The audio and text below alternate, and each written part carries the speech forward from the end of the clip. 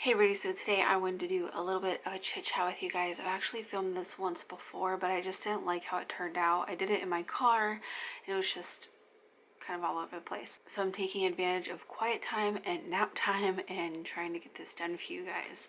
So there was like a few big updates that I wanted to let you guys in on, and there's just a couple of things that I've been thinking about lately that I also want to talk about.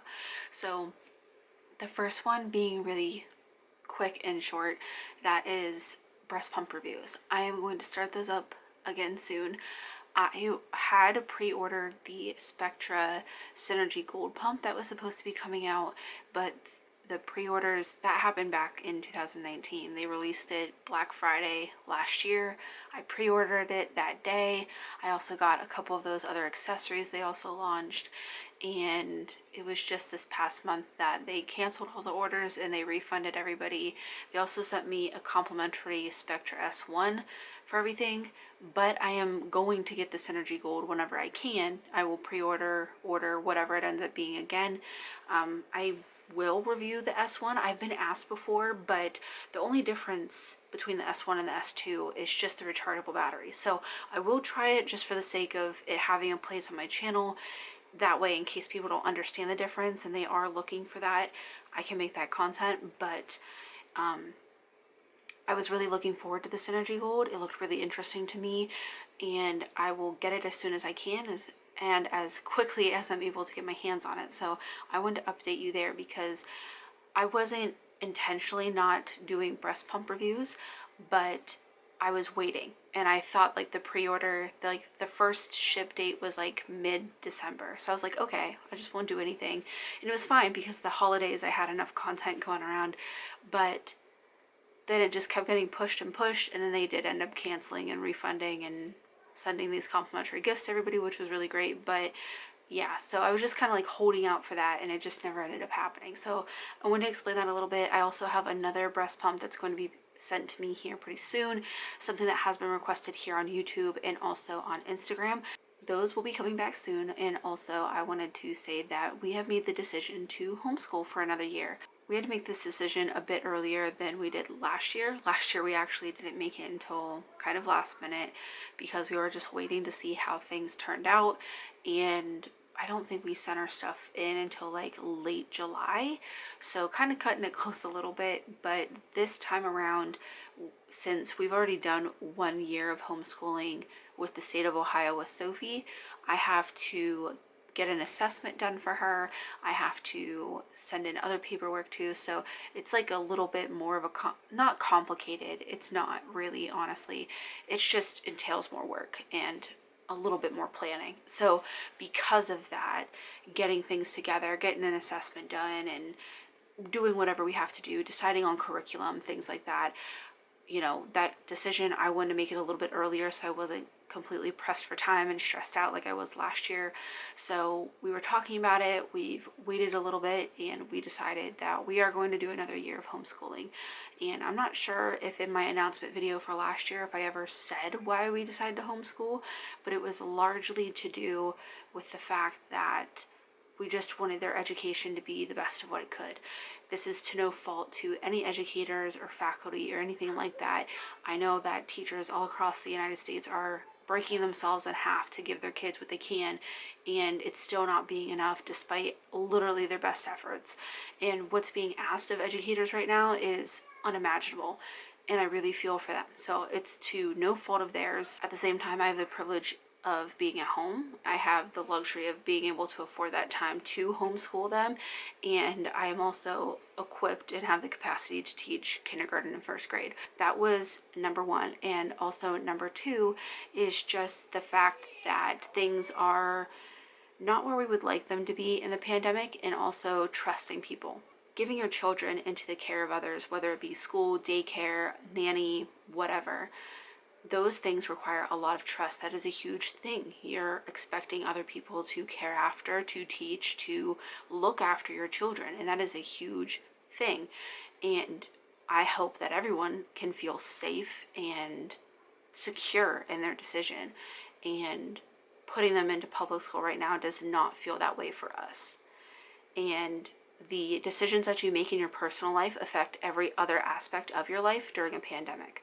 So we don't feel like we can trust our children's health and safety with people who may not be taking the pandemic seriously and happen to also work at the school. And that makes us really uncomfortable, and we're just not going to chance it. We have that luxury, we have the privilege of doing those kind of things, so that's what we're going to do. I think that's where I'll leave it. I have a lot of other deeper, messier feelings about it all, but I'll leave it at that because it's what it really boils down to. And quite frankly, I feel good about this decision. Mark feels good about it. I will say that I do 99% of the homeschooling, but it's also a decision that Mark and I talk about together. They're his children. He's an active father. So, you know, we talk about these things, we decide them together. And I think he would love for me to homeschool indefinitely, but I don't see that being the case. I think there's a threshold that I will hit. I got a lot of jokes when I announced that we were homeschooling, that it would only be for this 1 year, that I would eventually just start to trickle into continuing to homeschool and just do it indefinitely. And I guess I've learned from this past year, never say never, because you really don't know. But I feel like there will be a point. I'm not saying it's next year. I don't know when it's going to be.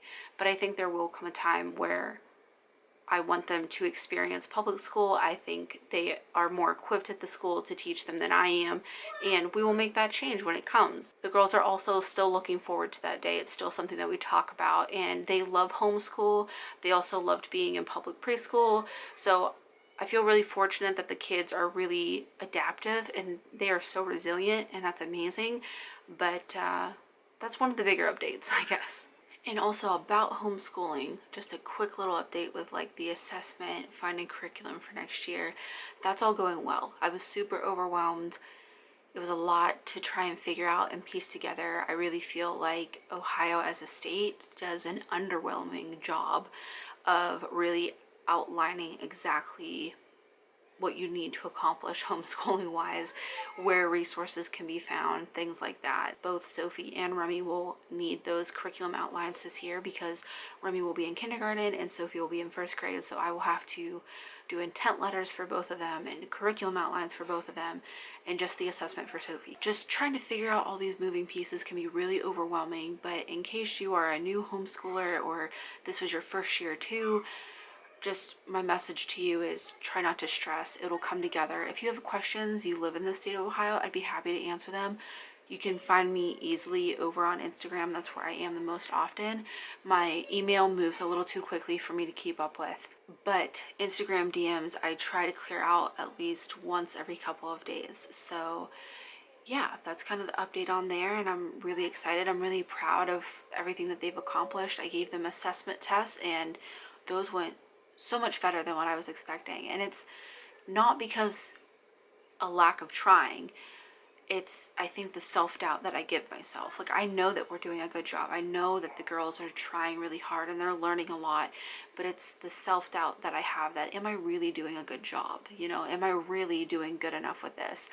And I gave them the same assessment test in the beginning of the year, and the progress that they've made to now, where in a month we're going to be done, it's like, wow, like they really have learned a ton. We've done a great job.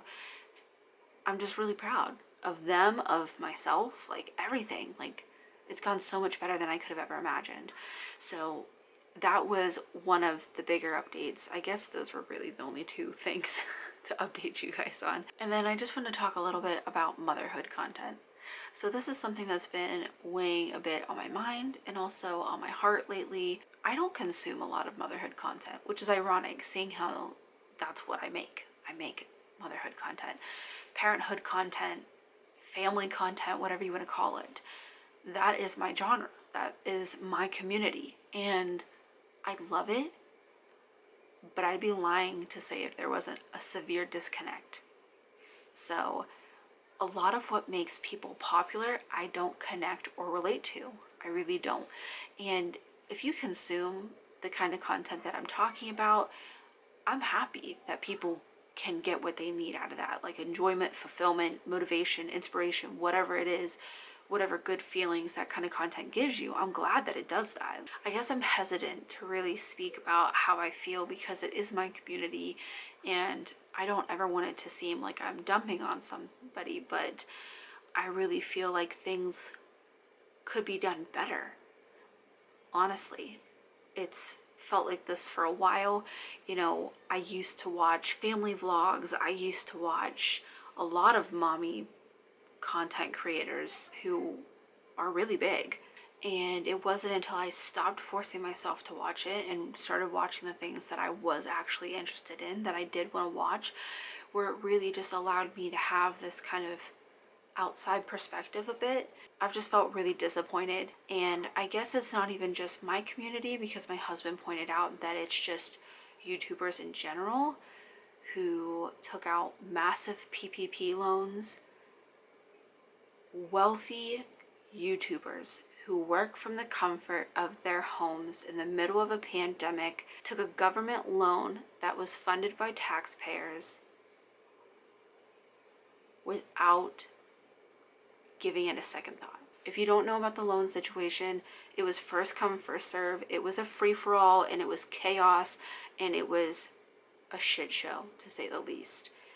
And a lot of people, a lot of business owners missed out, did not get enough money, didn't get any money, there's so many things, because when it ran out, it ran out. The fact that they took them, with all things considered, is gross. And it's not just the family content genre, it is also just YouTubers in general taking it. I think it's disgusting. Taking those loans in itself is not just the issue for me, though. I mean, it's problematic to say the least, but it's also in combination of what I first started talking about with them, that I find a lot of them to be unrelatable. Like the vacationing and the building multi-$100,000 homes and just living a lifestyle that a lot of people cannot understand, which is one thing. But then taking this money that other people quite literally needed and not wanted, and putting them together and having to watch these people continue to live these lifestyles that are above and beyond is sickening. It is. And from here on out, I won't support any channel that I find out that did that and is continually making content. Not interested. Not interested at all. I do not care what your name is. I do not care the reason. You want to sit here and you want to tell yourself, to make yourself more comfortable, that it's not a big deal. But then you hear the stories of the people who were desperately trying to get one of these loans and their business went under, or their family suffered, or something along the lines of that, and your heart just starts to break, because you're like, this actually affected people. I just don't know how you do something like that and then you sit with it and you're comfortable with your decision and you can defend it, especially hearing the stories of people who have missed out, lost out on that opportunity because of people like you who took advantage of the system. So no, I don't want to watch you build your home. I don't want to watch you take a vacation. I don't want to watch a palette that you're launching. I don't want to watch any of it anymore. So I'll continue to focus on watching the content that I do enjoy, that I do find relatable, and I hope that you guys do too. When you click on my links, when you shop through my links, when you watch my videos, it's going to help me afford buying the girls' tuition. That's expensive. Like, I'm adding it up just this past couple weeks, and it's like $500 for Sophie just alone. So your support goes through things like that, and I hope that you see that. And I hope that if you do see things like this and you think that's not right, why aren't more people upset by this, I hope that you understand that I think a lot of content creators are. It just doesn't get said enough. Especially, I feel like here in the family community, a lot of people don't speak up about stuff. People just stay quiet, and I'm just not comfortable doing that anymore. Make it a little less comfortable for people to continue to make those decisions, and maybe then they can reflect and learn and have the ability to think before they do. I don't know. And if you find some stuff unrelatable, I completely get it. You know, there's certain stuff like cleaning videos. I know people find those super motivational, but I watched one like 6 months ago and she was wiping down baseboards and I was like, we're supposed to be wiping down baseboards? I'm literally just removing food from my carpet and that'll do most days. And like make sure that people have clean underwear and dishes to eat off of. That's what I'm striving for. So I completely get not relating to things. I've felt disconnected from this community for a while. You know, I just hope that whatever you're consuming content-wise, that it's not affecting your mental health or emotional health in a negative way. Even my own content. If I make a video and you're like, oh, that might upset me to watch, don't watch it. Don't watch it. I don't want you guys to support me to the detriment of yourself. Don't support others to the detriment of yourself, because you do have to take care of yourself. That's productive, and that has to be a priority. I've been struggling for a long time to find relatable content in this community, and I feel like learning about all of this stuff has just pushed it into this point of like, I am probably never going to relate to this community, so I'll make the content that I can relate to, that I would want to see, and just hope that that resonates with somebody and is helping. I hope you guys had a great weekend, and I know that there is a winter storm that's hitting a lot of us here in the United States right now. I'm not sure how far north or south this thing is going, so it might even be hitting other countries, but I know Texas right now is in an especially bad place, and I hope that any of you who are in Texas are safe, or very soon can be. It's not fun. I completely understand the sense of like helplessness and hopelessness of being underprepared for your first winter storm. The first several, Mark and I living together on our own, were very interesting. So I hope no matter where you are staying safe and healthy and everything else. But yeah, I hope you guys enjoyed this video, and as always, thanks for watching.